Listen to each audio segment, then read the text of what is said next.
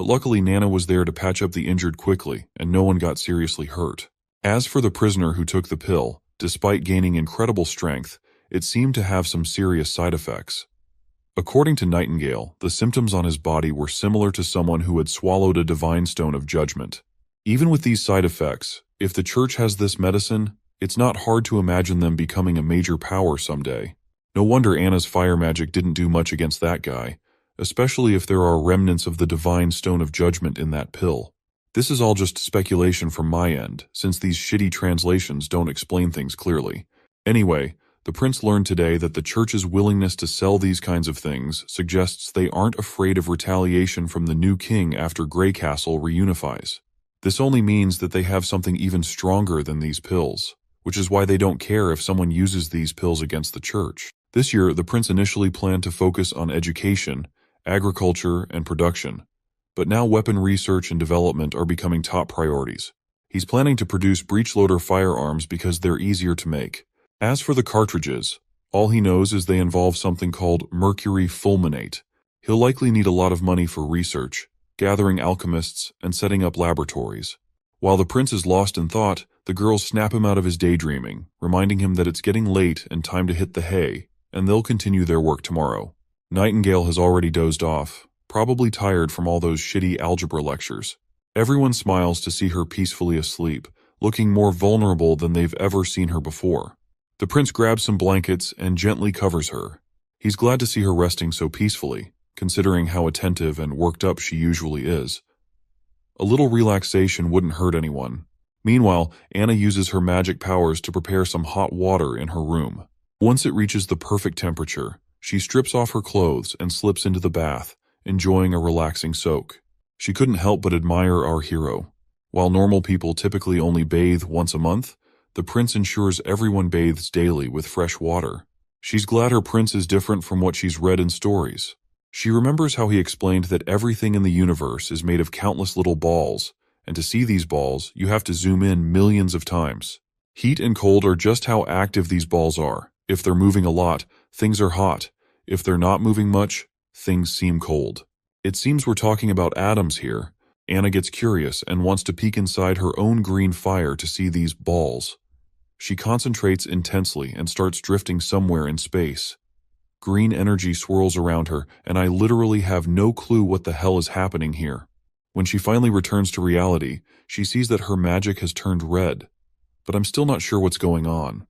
The next morning rolls around, and Roland is deep in a dream about battles with tanks and aircraft.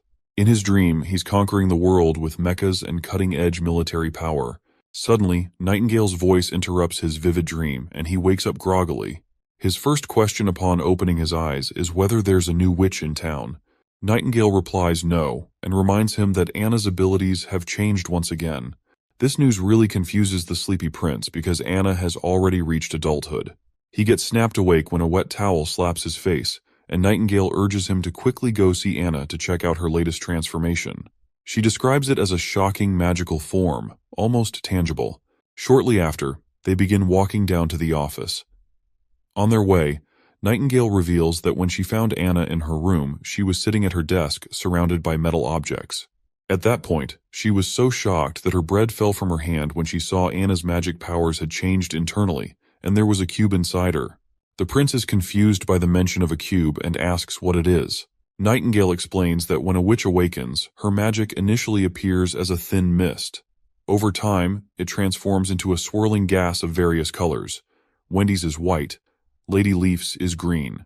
Anna always had a lot of magic, which only increased after reaching adulthood, and her color was dark green. But now, her magic has taken the form of a fist-sized cube that is completely opaque, like solid matter.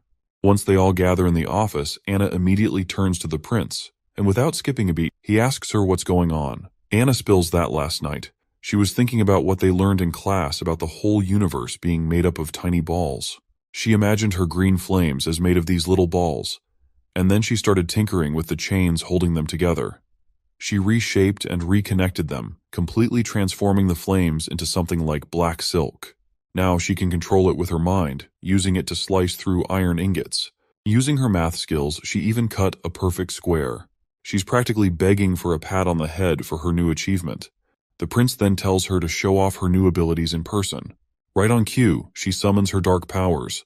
When our hero asks if she can change its shape, she snaps her fingers, and poof, it turns into a cube, leaving everyone amazed. She then pulls back her powers and shapes them into strings. The boy tries touching them, and, to his surprise, they're tangible. He asks if she can make them thinner.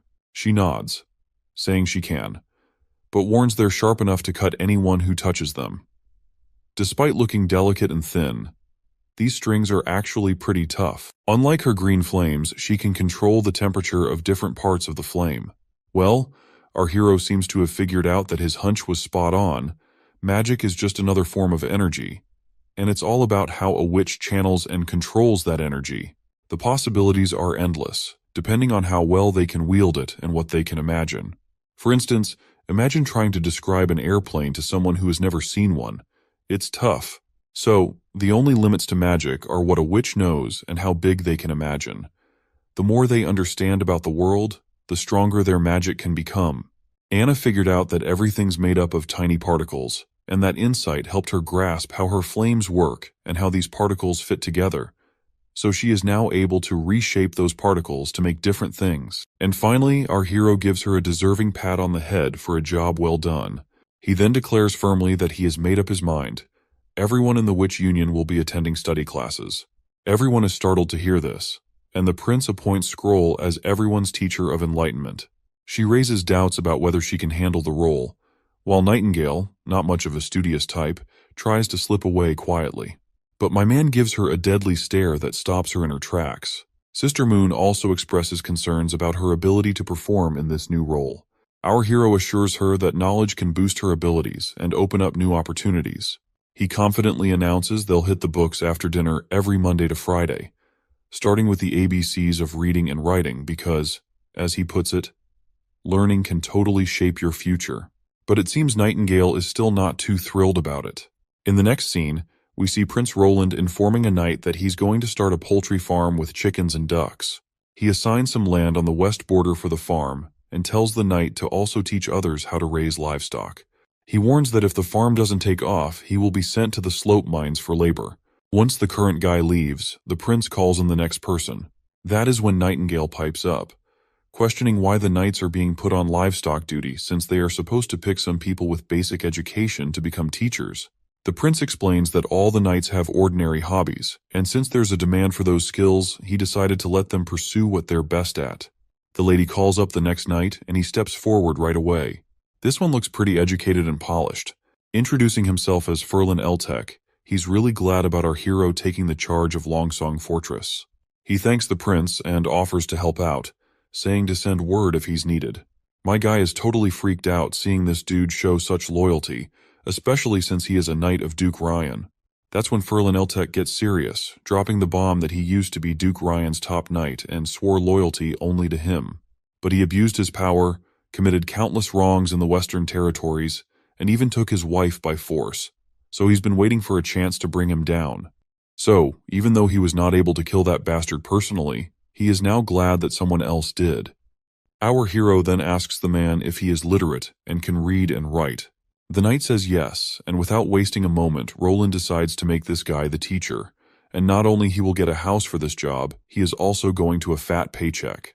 Ferlin Eltec asks if that means all the illiterate folks will end up in the mines, to which our hero nods. The knight then voices concern about people over 50 not being fit for mine work. He states that there is a knight named Halon, and he is also over 50. My guy clarifies that he doesn't see anyone as a slave, and besides, the mines have steam engines to help out, plus workers get holidays off. Ferlin Eltec suddenly stands up, making Nightingale jump a bit. But all he reveals is that his family has a treasure map passed down for generations. The treasure it points to is in the misty forest northwest of here, and our prince appears to be the only one who can visit that spot in today's Western Territories. He reveals that his father never let him touch the map, but he managed to sneak a look and grab it because he's determined to find those treasures. The pictures on the map have endured many years without fading, clearly not drawn by anything ordinary. Once he had the map, he quietly left the territory to begin his treasure hunt, but his plans were interrupted when he became Duke's knight. He pleads with our hero to consider the map and release the old knight Halon. Nightingale reassures our hero that this man is speaking truthfully, prompting Prince Roland to agree to consider the request and ask to see the map. When the prince checks out the map, he's totally blown away to see it points to a place called Tequila. Miss Scroll remarks that if the map's depiction is accurate, it's an incredible coincidence because the symbols on the map match locations recorded in ancient books. This suggests the church once constructed a city deep in the plains to defend against demons. However, it's unclear why the church decided to erase this part of their history. If Tequila also contains underground ruins like those found in the eastern forest, they might uncover clues like why the church hides demons' existence, their old fights against them, and why they go after witches like their demon spawn. Nightingale decides to head to the knight's house to investigate further, hoping to find more clues. However, our hero warns her it might not be a good idea. If a family guards a treasure map, their home likely holds divine stones of judgment. Since they can't reach Tequila at the moment, he suggests saving this adventure for the future. The hexagram's location is about 50 kilometers away, reachable in a day by Sister Lightning. So, he decides to send her to scout the area first. For now, he shifts focus to the North Slope mines, putting the treasure map aside for later. Before heading to the North Slope mines, he instructs Lady Scroll to teach everyone the phonetic alphabet this evening. If they need more teaching materials, she can ask Soraya, who's turned into quite the printing machine. Then he rummages through a drawer meant for a gift for Lady Scroll. At first he opens the wrong drawer, which contains the snacks tucked away by Nightingale, which totally embarrasses her for some reason. But he soon retrieves a box from another drawer and presents it to Sister Scroll, telling her it's for her. She opens it eagerly to find a beautiful pair of glasses inside. Nightingale interjects, pointing out that Lady Scroll already has perfect eyesight, questioning the need for glasses. To this, our hero enthusiastically explains that he simply adores girls in glasses. Given her role as a teacher, the glasses would make her look more intellectual and beautiful simultaneously. And seeing him all hyped up about the glasses, Nightingale couldn't help but find his fetish rather creepy. Finally, when our studious girl puts on those glasses, my audience goes nuts over how great she looks. Yeah, I'm talking about you. You might want to hit pause if you're a fan of sophisticated style. Moving on, we find ourselves up at North Slope, where the prince is totally surprised by this super long steel tube. He's really impressed by how perfectly it's made, down to the thickness and everything. Anna grins at the praise, while our hero's pretty impressed by her new skill of cutting stuff precisely with her magic threads. With Anna pitching in, the town's industrial game is set to level up big time, and he's even thinking they could start making top-notch underwear for the witches soon enough. But then, Nightingale mentions that even though Anna's powers have improved significantly, her magic thread spans only 10 steps. At the same time, Anna is sure it's actually 15, which leaves our hero scratching his head in confusion. After sizing up their leg lengths, he figures out they count steps differently, probably due to their heights. It's frustrating because measurement units are a complete mess in this world, relying more on approximate values than any real standard. Finally fed up, he decides it's high time to establish clear, unified measurements from scratch, and he assigns Anna to the task. Next up, we're at Clearwater Port, where the Knight of Garcia looks pretty smug about their thriving port. He's convinced the Queen of Clearwater is unstoppable and destined to rule Grey Castle after dealing with Timothy again. But he's puzzled by his mistress's recent worry and anxiety.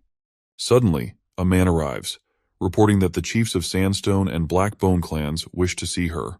The knight tells him to bring them in, but these guys show up uninvited anyway. The big man greets the lady with some weird, tacky lines, and the other lady also greets in the same way. This big guy is Chief Blackbone, known as Blackbone, while the lady is Chief Kabbalah of the Sandstone clan. As soon as they arrive, both express concern that their warriors have been struggling with weakness and depression since the last battle, only improving with regular doses of new pills. They're here to request more, and Blackbone echoes the same worry. But Garcia dances around their request, saying the whole production thing is a mess right now. She doesn't have much on hand, and they'll just have to wait for the next batch. The chiefs ask how long they'll have to wait. She cryptically replies that since everything about the pills is secretive, she tells them to return for now and wait patiently. Her knight quickly urges them to leave once Garcia makes it clear she expects payment in gold royals or even river water. The cocky knight fumes with anger, dismissing these people as insignificant bugs always begging for favors. Meanwhile, Garcia looks visibly troubled. Noticing her distress, Blondie asks if she's worried about the pill problem. Garcia denies it and reveals that she has already figured that out. She's planning to threaten the church. She'll demand they send the pills right away, or she'll hang the heads of priests from Clearwater Port on the Black Sails flagship. She then hands over a letter, which is the real source of her anxiety all along. As the knight reads it, she explains it's from a spy in Hermes. The letter spills the beans that the church has taken over the kingdom's capital, accusing Queen Lina of Everwinter of hiding her identity as a witch for years. This news really rattles the knight, and that is when Garcia declares she's fed up with Clearwater Port's view and decides to take this rare chance to travel somewhere new for a change of scenery. Her knight quickly catches on that she's looking to use the chaos in Everwinter to her advantage. She confirms it, mentioning that her idiot brother Timothy is too wrapped up trying to reunify the East to bother with her. And as for Roland, he's a goofball who surprisingly took down Longsong Fortress, but returned back to the border town afterward. And she is sure that he must be terrified of his sister, because she is the one who used to bully him until he wet his pants. The knight is pretty happy that there's no one left to stand in her way. Looks like her path to becoming queen is wide open. The scene then shifts to the Holy City, where we see the big-shot priests gathered in their council chamber. They're grilling Archbishop Tayfun about the law and order situation in Everwinter. The old man reports that apart from a few stubborn nobles in the Everwinter, most folks are actually welcoming the church's takeover.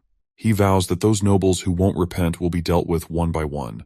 The lady then decides to just kill these mindless pleasure-seeker nobles. That's when another bishop chimes in, saying they should wait for things to settle down in the kingdom before getting rid of the nobles. That way the church won't feel any resistance by the people. Currently, he plans to offer them positions equal to their current titles under the law of the church, though those titles wouldn't pass to future generations. He reminds everyone they're aiming to abolish kingship eventually, so there's no rush. Heather, feeling a bit let down, reluctantly agrees to wait for another day to kill those filthy nobles. Looks like her sassy remarks definitely rattle Tayfun's nerves. Moving on, Priest Maine asks his friend Tayfun about the situation in the castle. In response, the old man reports that according to the latest info, the new King Timothy didn't return to the king's city after his defeat, but headed straight for the eastern region. In the war, he took Duke Francis with him to take on Queen Garcia of Clearwater, but ended up tasting defeat himself, with Duke also meeting his end. So Timothy quickly moved to divide up the Duke's territory in the eastern region. Priest Maine finds this news rather satisfying and instructs his crew to keep the pill supply flowing, balancing Garcia and Timothy's strength. He predicts that in just 2 years, there won't be a soldier left standing in the entire kingdom of Greycastle. Seems like they're intentionally pulling strings to set them up to fight for the throne. They've even sent those crummy pills to Garcia Wimbledon to weaken both sides. Not to mention, those pills are addictive and draining the life out of the people using them. Tayfun then reveals about our hero. He reports that he refused to touch those pills or accept help from the church. Plus, he's not interested in fighting for the throne and has gone back to the border town after conquering Longsong. Like everyone else, Maine is baffled about how our goofball hero managed to take down Longsong Fortress. Lady Heather chimes in, suggesting they might be underestimating Prince Roland's strength. Maine admits that he is amazed to see that Roland took down Longsong Fortress, and it just shows he's got some muscle to flex. But he's sure that no matter how talented someone is, without the resources to back them up, they won't last. Since he chose to retreat to the cushy border town, it's clear he's given up on messing with Greycastle. So now, he's no threat to the church's grand plans. The lady agrees, saying it's all true on paper. She lifts her gown and pulls out a piece of paper hidden in her sash, along with that sneaky knife. She hands it over to Maine and assures him the info is 100% legit. Once he reads it, he finds out that Prince Roland has witches on his side.